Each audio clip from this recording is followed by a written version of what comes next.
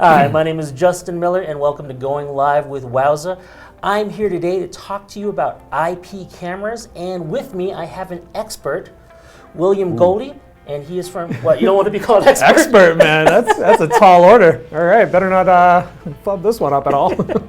William is from PTZ Optics. Glad to have you here. Thank you so much. Thanks for having us. Well, you are more of an expert than I am. So that being said, expert in the room. Just to give some people a little bit of information here, I use on a regular basis for the company these PTZ Optics cameras when we do stuff within the company. We usually don't use these for productions when we have to, like, let's say, travel someplace. But for things that are local right here, these are great cameras to have. The big reason I like these is because they have the pan tilt zoom capabilities. But there's a lot that I really haven't gotten into, and that is the IP aspect of these IP cameras. So I'd love for you to just talk a little bit about that. What's the difference between that versus if I had just gotten, let's say, like a closed circuit camera? Fair enough, yeah. So IP cameras, using an IP infrastructure or workflow for media creation, live streaming, intercompany communications, which you were talking about, relatively new. And the reason for that is because the networking world and the AV world have been a little bit separated, and that's based on infrastructure. So when we talk Pro AV, what we're usually talking about is SDI or coax cable. To send uncompressed digital video from a camera like a PTZ Optics camera back to a switchboard, and then you plug that into your switcher and you push that out live, however you're going to do that. And even now I admit I'm using HDMI cables. Fair enough. Hey, you got to have a hardwire somewhere. We're totally cool with that. Actually, the nice part about our cameras is we do simultaneous IP, HDMI, SDI, and USB between the SDI or the USB model. So you can actually have a redundancy built into your system if you wanted to. But going back to the IP side of the world, now that we have Facebook and YouTube Live, a lot of these protocols are based on the RTMP and RTSP streams. IP video has just become so much more robust, like you talked about, with having PTZ control of your camera. So you could have 4, 5, even 8 or 20 of these set up in a room, all on network, and you could have a single person just controlling each camera, even from a VPN, even remotely from anywhere in the world. And if you're on that IP network, that IP infrastructure, pretty much the world's your oyster. You can build out a studio as large or as small as you want. And I know there are a lot of production companies out there who actually want that remote capability that you're talking about. They have their control room way across, still in New York, let's say, but they're shooting something in like San Francisco. And if you have comparable internet speeds and you have a strong enough or a large enough network, you can, in theory, wire every room in an office building for video.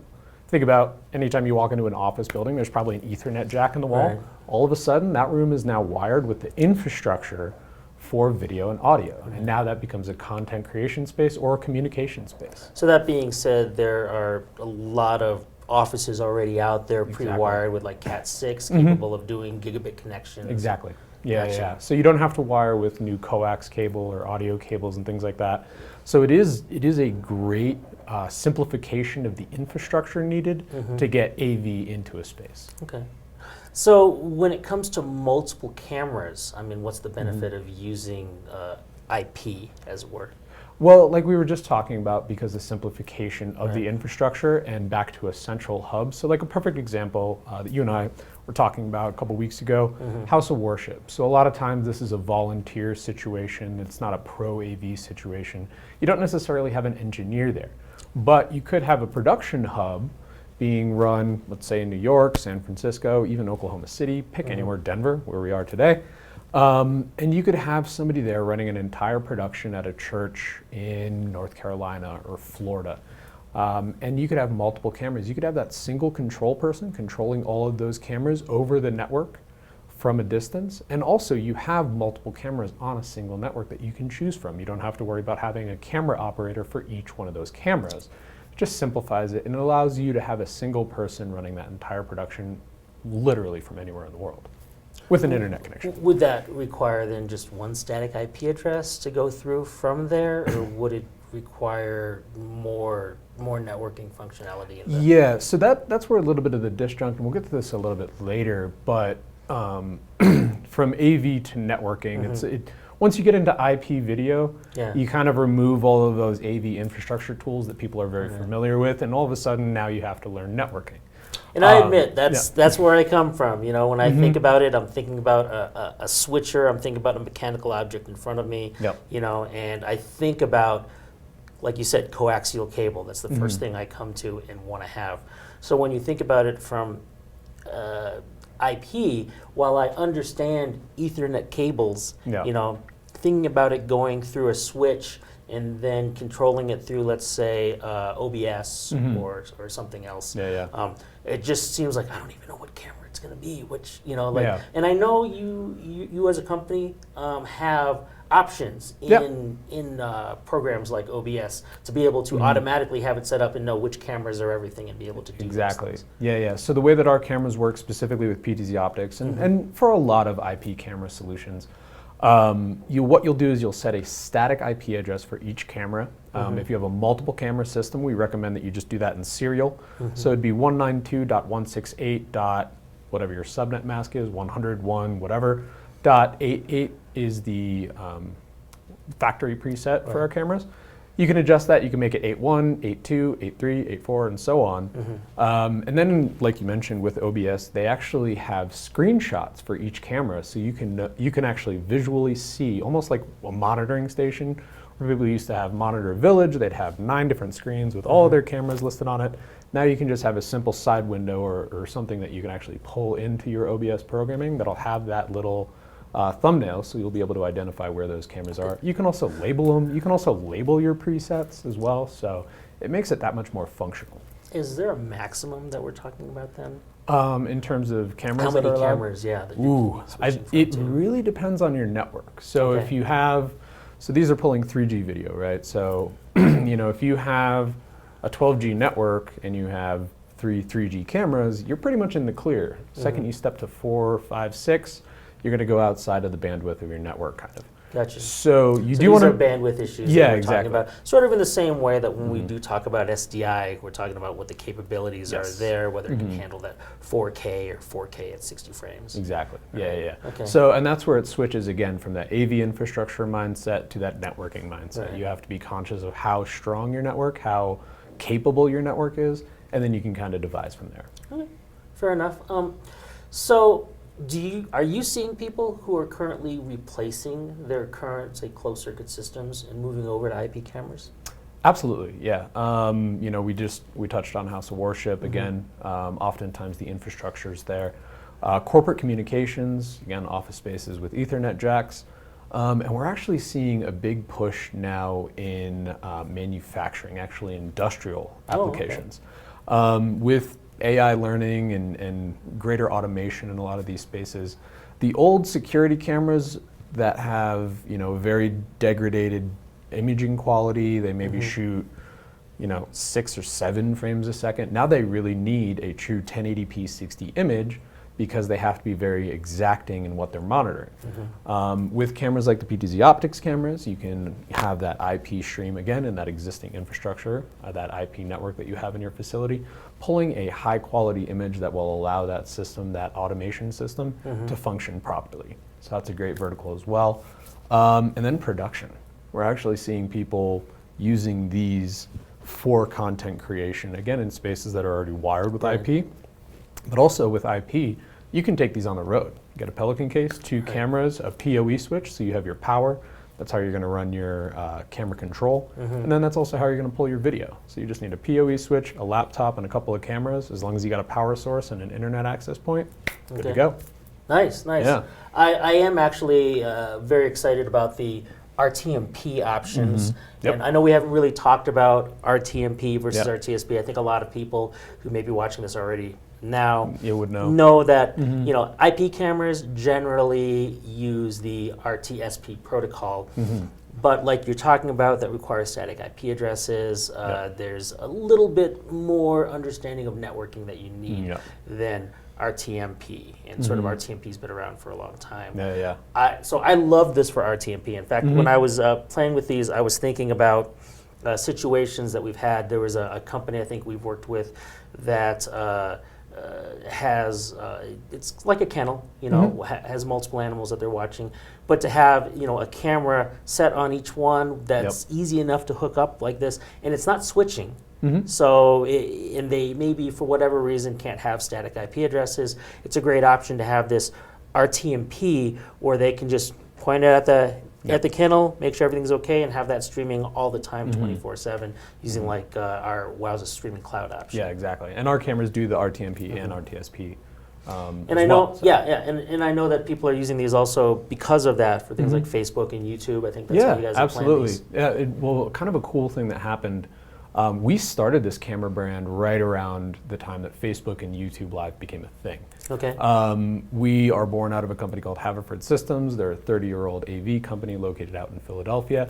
And really what happened is when Facebook and YouTube Live came along, you had no mid-range camera option that allowed for kind of the functionalities that we're talking about.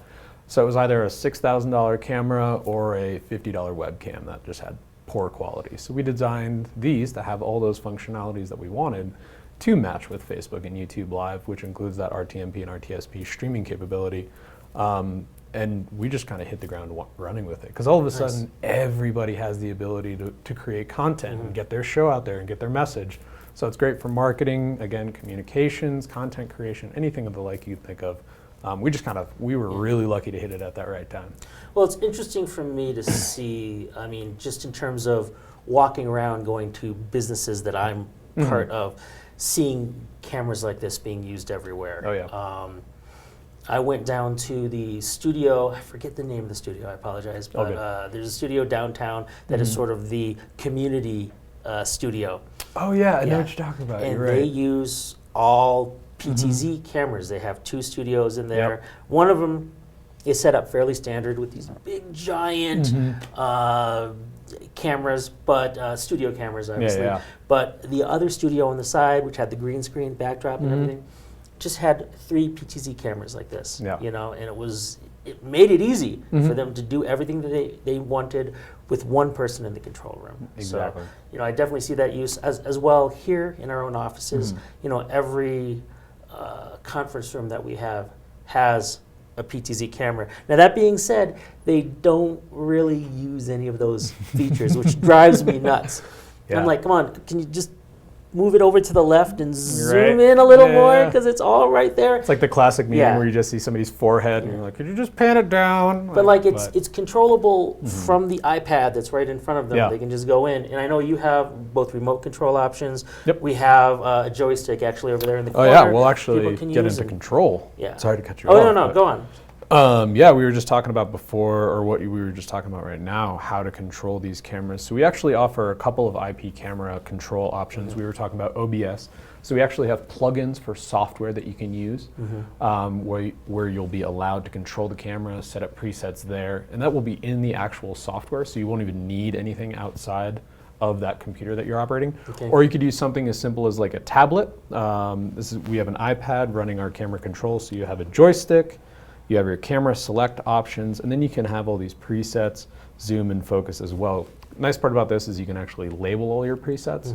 So let's say, again, going back to House of Worship, you could zoom in, have it be like front of house, band, choir, pulpit, things like that, and a volunteer would very easily be able to use this, right? And you even have a SDK, I believe, so that people wanted to create their own app. Yeah. And so we use all open source Visca control sets. So if you have access to those Visca protocols, you can go in and you can engineer whatever you want in terms of control.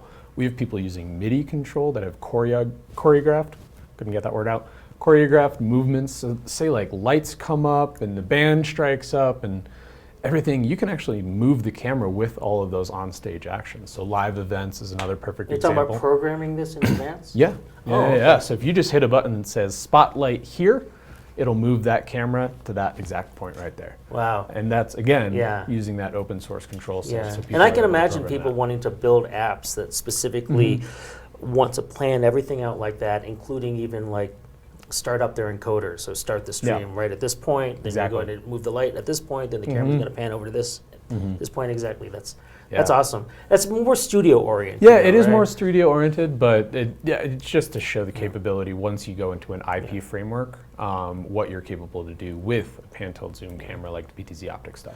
Now, we talked about some of the industries already that these are being used for. When I talked with your company, they mentioned something interesting to me. I mean, I hear about, obviously, surveillance and security. These are great for it. But they were talking about e-gaming. Oh yeah, eSports. Yes, and I got very curious. What exactly are people doing with these cameras now within eSports? So eSports is a very interesting vertical. It's very DIY, which we love because, like we're talking about, how you can program these to pretty much do anything that you want. Esports being DIY, basically, I'm not familiar, or people out there are familiar with Twitch. Which is another platform very similar to YouTube. I'm very familiar with it, but I am as well. Yeah. So just in case you're not, go check it out. So Twitch was actually developed initially for people to simply just live stream their video gaming. So you could go on and you could watch professional esports players. Wasn't it originally Justin TV? Say again? Wasn't it originally Justin TV? Correct. You're right. It was that, and then it got adapted. Sorry, my bad. Yeah. It wasn't initially developed for that. It was adopted heavily for esports. Well, I believe the guy, Justin, played a lot of video games, and they said he gets more views from video games than Yeah, more anything people else. wanted to watch him just play video games, and all of a sudden And that was born, right? I have 2 kids in my house, and that's all they do. They watch people play Minecraft all day long. It's I don't incredible. understand it, but... Yeah, hey, if it's entertainment, it's entertainment. Well, I would want to see an actual game where somebody's going to win or somebody's going to lose, but instead they're just watching people kind of stroll around the world to create. And well, it's interesting, but in the process, I actually set up a system for them to do this themselves. So they have their own channels, but trying to figure out how to get the camera set up where they were. Do I want a green screen backdrop? How can I control my zoom in, zoom out? There's a lot of things to consider, and my kids are like, just put the camera over there and hit record. Just hit record. Yeah. Why are you thinking about all these things? Yeah. No, but it's really interesting what people are doing with these because let's say like an esports tournament, right? You have multiple different screens. You got 10 players on a team, so you got 20 players all together, and they all need to pull in their separate screens to show what's happening in the game from their point of view. But then you also want to zoom out and show what's going on, how they're actually playing. People are putting our cameras on those networks again, going back to IP video, because all of this is going to be pulled into a central location, like a Wowza box, put out. So they want these cameras to be able to be all over the place. And people are using IP cameras with the PTZ functionality. They're also using webcams that are just facing the players themselves. But they're all put together into one single place where somebody, again, can just go in, switch through, and pull whatever they want on that network, which is just super functional. I think you guys you just came out with some webcams, right? We did, and we're coming out with more webcams actually. We have some ePTZ coming out. So basically what it is it's a 4K image sensor outputting a 1080p image. So what that'll allow you to do is actually pan around that 4K image sensor. So think about like podcasts and radio. If you're doing anything live, you might as well do the video side. No, I hear you. I'm actually surprised when YouTube decided to allow 4K because I'm like, 4K is for production purposes. At the end of the day, people expect 1080p, which is the resolution you should give them. But it is, like you said, it's to zoom in. It's to be able to go to other areas around the frame, not necessarily just show everything at once. Yeah, exactly. And it is something people want. They always want it recorded in 4K because, again, once this is uploaded, once the live stream is over, it's left there to view. And we live in an on-demand network or an on-demand culture. So people want to go back and see that full 4K image. I hear you. I do. I do as well, but internet speeds aren't there. So until we get a bunch of fiber optic laid all over the place. But it's interesting that you're talking about using these in esports for tournaments. I never really thought about tournaments. I'm just, when I watch things, I see the one guy, he's sitting there by himself doing things. But I could see certainly even tournaments that are being We went to one developer week a Okay. couple years ago in I think Palo Alto, and they were showing examples of integration of, let's say, gambling into eSports. So I could imagine wanting to have something where you can control, you can see all 10 views, you can see the players, how they're doing, because you want to know all that detail when you're picking who you're going to bet on. Absolutely, yeah. You want to see the guys sweating a little bit. Yeah. You want to see what that person's looking like. So, yeah. So a couple other questions for you. What's up? Would you say that power over internet is another kind of huge thing that people have pushed people more to IP cameras? So again, that power over Ethernet or over internet. Ethernet, my apologies. All good. Power over Ethernet. PoE. PoE. So the cool part, again, going back to this whole discussion, is really centered around ease of infrastructure. So when you have a PoE switch that's able to garnish control and garnish video and also power the camera, you just have one cable. That's all you have to worry about. The second we say that to people, it really sets in the available, capabilities of IP video.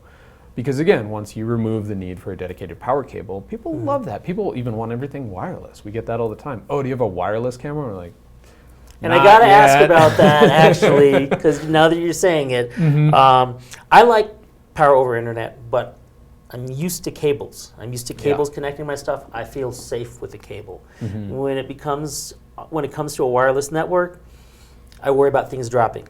Fair. That's the biggest issue. That's one of the things that actually, with Wowza, with our encoders, for example, we have all of these health monitoring options to make sure that if the network is becoming a problem.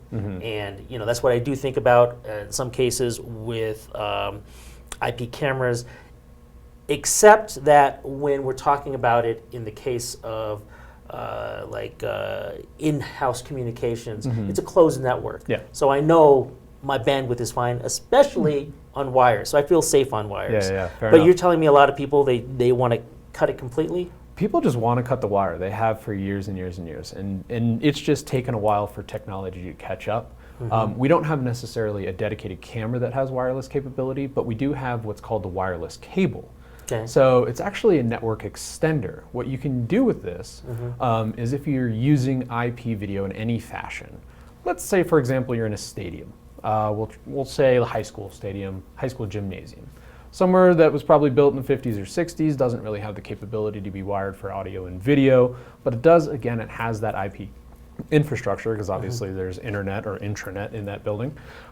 You can use this wireless cable attached to one of our PTZ Optics cameras to send a IP video stream 400 meters, or you could actually daisy chain 4 of them together to get 1,600 meters of video signal over a wireless cable.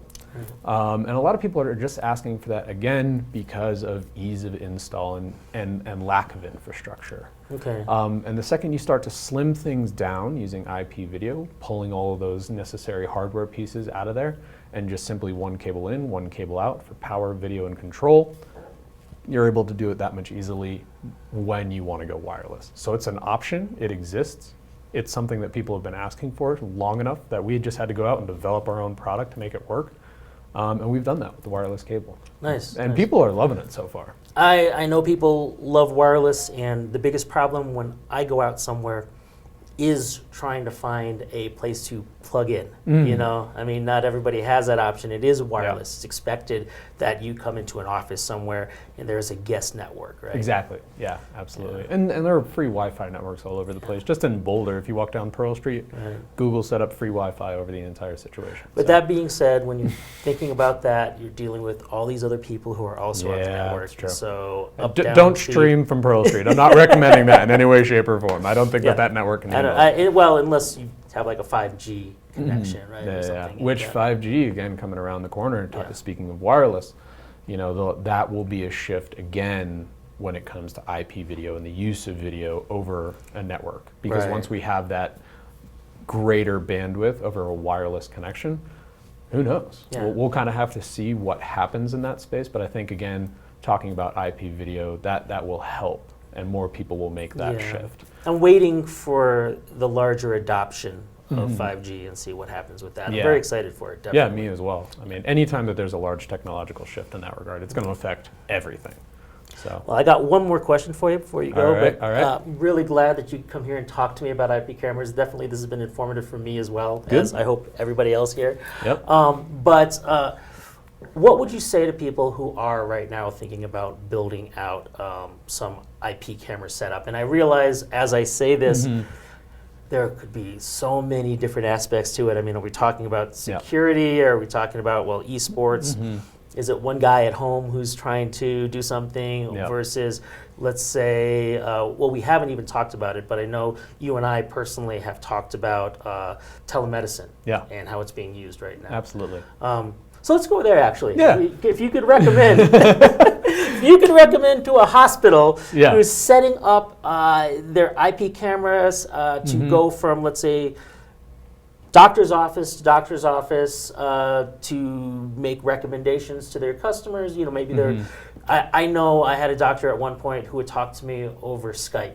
You know, so those things happen, as well as you know, you want a second pair of eyes in the OR or something like that. Yeah. Any recommendations for thinking about setting up a system like that? Unfortunately, you touched on the one vertical that has even more multitudes of options than even just saying, how do you want to build out an IP camera network? But fair enough. We'll kind of do the overviews. So there's a few generalized options that we see there, and you kind of touched on them.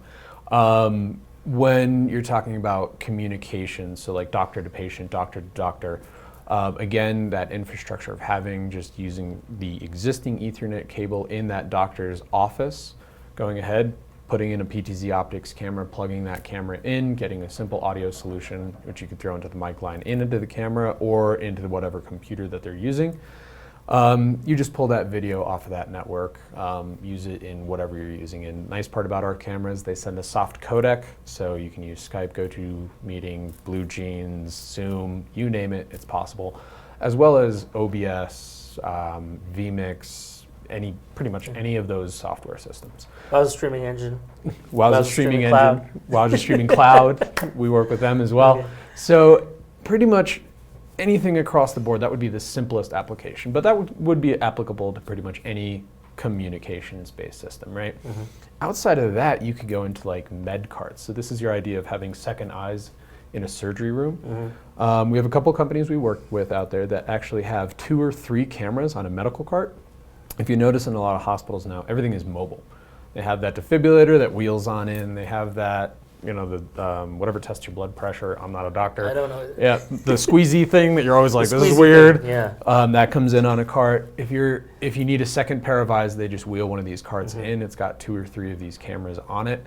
Again, that's hooked up to an access point using the IP video that somebody on the other side of the world could then be an authority, let's say on cancer or what have you. They can then be in that room with that patient, with those other doctors, with the nurses, advising on what to be done. And I keep thinking that each time we talk about it, we're not really thinking about how great the remote control functionality is for this, because it's not just a fisheye lens. Yeah. It's something somebody can zoom in and see, or pan to the left and say, wait, what's going on over here in the room that I need to know about? Absolutely. And the cool part about these carts is a lot of times they just have that one camera that is static, and then they'll have 2 of these that remote doctor can actually be like, oh wait, what about that? So the person in the room doesn't have to be an AV professional. The person on the other end doesn't even have to be an AV professional. They just have to be able to operate a joystick or click, right? They could just zoom in, click on that. Oh, what's that? That looks a little off. Let me take, could you look at his left arm? You know, it looks like jaundice or whatever. Hopefully not. Hopefully not. Hopefully they would have caught that. But yeah, it makes it that much more easy for people to use the remote control of the camera, use the pan, tilt, zoom functionality. And it's really the limit is your imagination when it comes to an IP video workflow. Okay. Well, I appreciate you at least giving some suggestions here. Yeah. I know it's an open-ended topic. It is such an open-ended topic. Because there are so many verticals that we are talking about and so many ways people can use it. I admit I come from a production workflow, so that's really the only mindset I have. So it's hard for me to sit and think about it from the other perspectives. But we're seeing a lot more want beyond security Absolutely. for people who need to have, like you're saying, cameras to focus on one thing and then be able to look around it, as opposed to, you know, you have something in a box and that's it, it's not going to move. And hopefully it won't. Hopefully I'm not moving too much, for example. I was going to say, I'm a mover, so these aren't pan-tilt zoom cameras. Anyway. But hey, William, go on, sorry. Real quick though, I did want to say, it seems very complicated, but there are kind of a few things you can think about when setting up an IP video system. You can think of, first and foremost, what's your subject matter? Where is this video going? Is it going to YouTube? Is it going to Facebook? Is it going to be recorded, or is it going to just be, you know, a communication on the other end? And then what's your existing infrastructure? So if you kind of think about those three things very basically, that's a good starting place. And from there, you know, either yourself or somebody like myself can always make recommendations on how to drill down on the details of that system. But if you identify those 3 points, you'll pretty much have a good idea of where you need to go, how many cameras you need, what kind of network you need, what kind of control you need, and then what kind of softwares you need. So, and I guess I do think of it from the technical perspective, like when you're telling me, well, this is the kind of switch you have, and it is giving you also power over internet, so this is what your bandwidth is, this is how many cameras you can work with, but that doesn't mean you can't have more than one switch, of course. Exactly, you know, you have as many options as IP addresses are available in the right hardware. So. Exactly, and IP addresses are almost infinite, right? In a way. Yes. So almost. But again, it's so cool with IP video because it really is just how big is your imagination and what do you want to accomplish? We can put something together for you. Awesome. Well, William, thank you for coming here and talking to us about IP cameras. For those people who want to know more, again, about how we can help you at Wowza, check out our website, wowza.com. And for those of you who want to know more about the great IP cameras that you offer, so we are PTZ Optics, very simple, ptzoptics.com.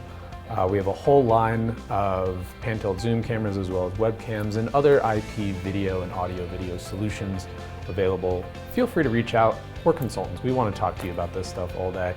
So you can hit us up there. And that being said, take care and have a great day. Cheers.